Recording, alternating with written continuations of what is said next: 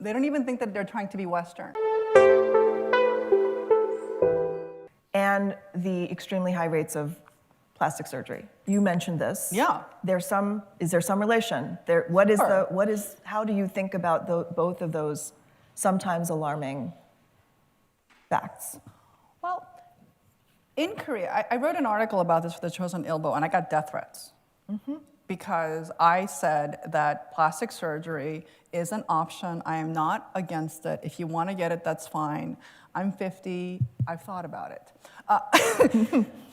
Now, having said that, what I wrote in my article for the Chosun Ilbo was that it's not really consent, technically, if you make your child get it, because you're a child.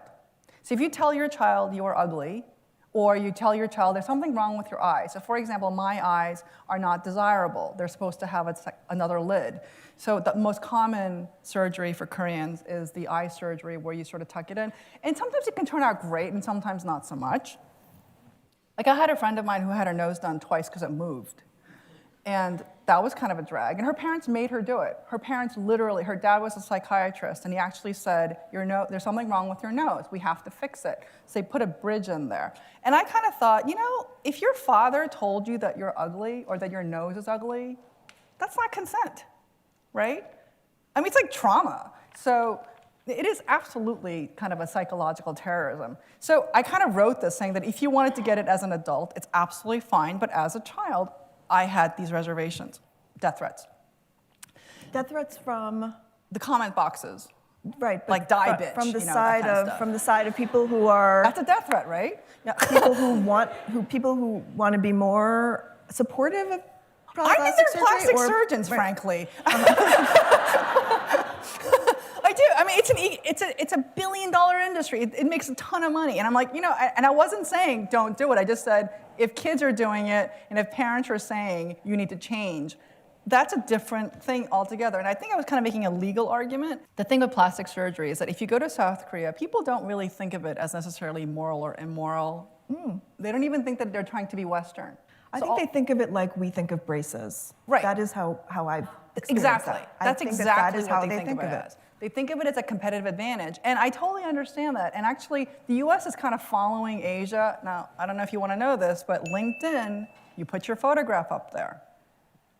It used to be, in Korea right now, if you want to get a job, you had to put a photograph on the folder of your application. So your looks are absolutely part of the application. So I think Korean parents are kind of thinking, even though I just right now kind of indicted them, let me defend them now. They're kind of saying, well, I want my kid to be competitive. I want to be competitive, right? So if you are an older man and you want to keep a job and you're being discriminated against for age discrimination and you want to dye your hair, fair game. You're trying to pay the mortgage. I get it, right? So if you're trying to get a job and you decide, you know what? They prefer to have bigger eyes. Bigger eyes, let's do it. It costs like $2,000, let's go. So in that sense, I think they're not thinking, oh, it's because I want to look like Gwyneth Paltrow. Because that's often the argument that's given in the US, and I totally understand that argument. But for Koreans, they're kind of saying, I would just like to be more competitive. I would like to get a better looking partner. I would like to get a better job. If better looks is what you want, I'll give it to you. Smoke weed every day.